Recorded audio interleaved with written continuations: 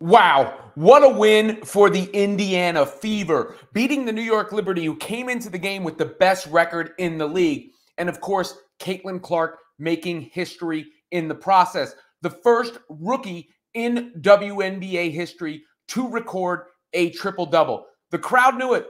The crowd knew it. We all knew it, right? We were all sort of following the stat going, oh, is she going to get there rebound-wise? And she sure did. But at the time she got the rebound, it felt like the Fever were going to lose the game. Get to that in a second. But you can hear the crowd acknowledge it, which was really cool, as soon as Clark snagged that 10th rebound.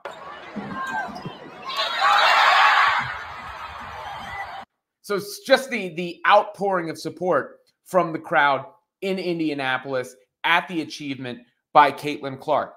And the triple-double, the history, the record, first rookie to do so in the WNBA, is just more testament to how special Clark is as a player all around, right? I mean, I don't want to make this into a Rookie of the Year debate. What Angel Reese is doing is also tremendous. Hating on either is foolish. But Caitlin Clark is generational. I've said it for the longest time. Her shooting, the logo threes, the step-back threes she hit in this game, that's eye-popping. Her passing is even better. The way she's able to dissect the defense, to see the floor as a whole, it's up there with the best I've ever seen on the men's or the women's side. The likes of LeBron James and Magic Johnson and John Stockton, Steve Nash, Jason Kidd. Her rebounding reminds me of Kidd, the way she grabs the ball and pushes it up the floor. Her probing dribbles remind me of Nash. And then obviously there's the comparisons to Curry with the deep threes. But it's also having an impact on this team. People want to try to detract and say it's not leading to winning. Well, the Indiana Fever just beat the New York Liberty. And Caitlin Clark's teammates are celebrating along with her. Aaliyah Boston is a tremendous player.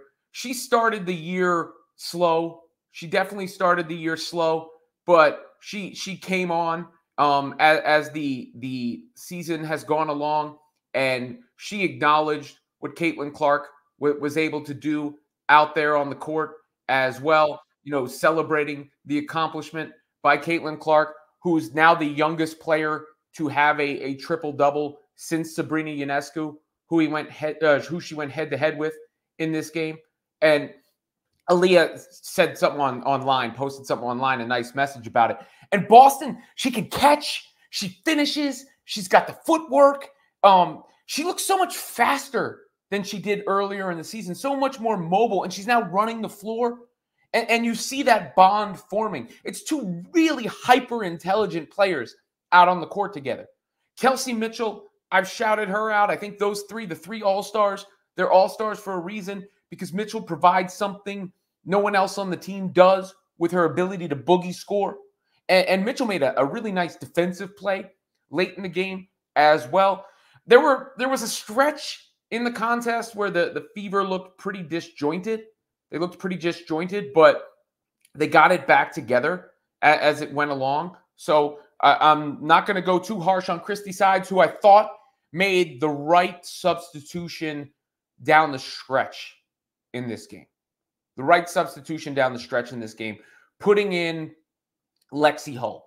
Because on the Liberty side of things, they've got Lainey Hamilton, who I think is the exact kind of player that the Fever have been missing.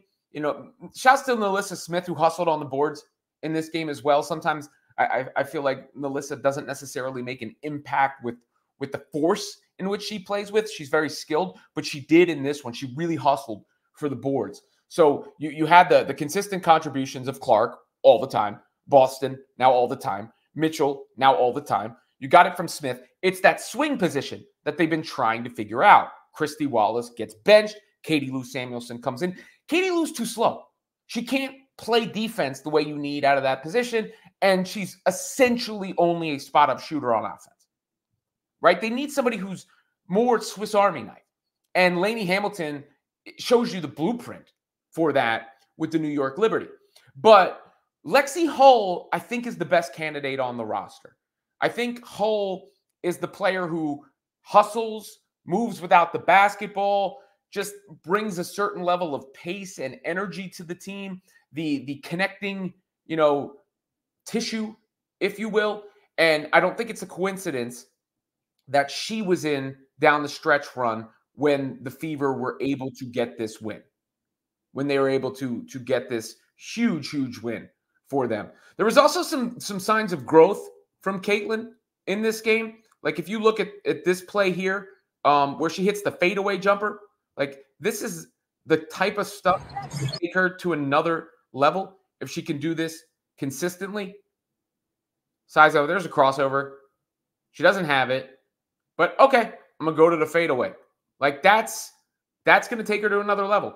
As is, there was a late dribble drive in the game, a tough dribble drive and one that was a big bucket for Clark in this one.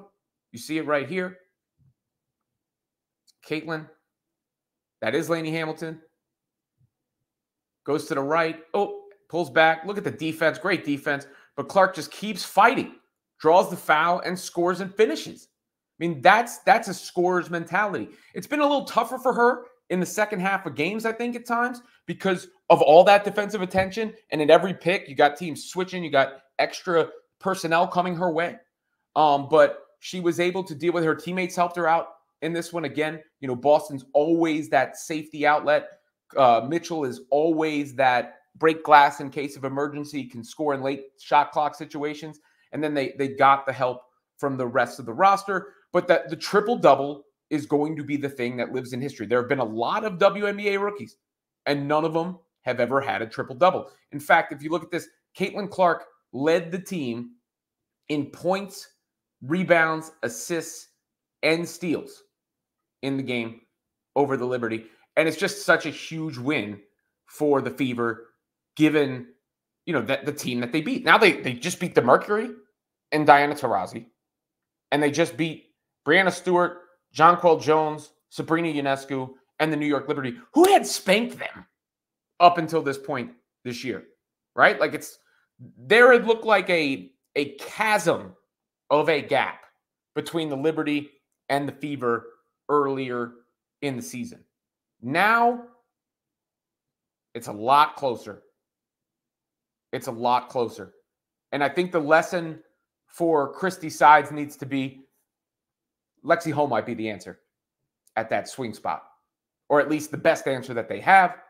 And then, of course, the obvious for everybody else. Caitlin Clark has boosted women's basketball, and there's a reason, because she is an unbelievable basketball player. And now everybody's got WNBA fever.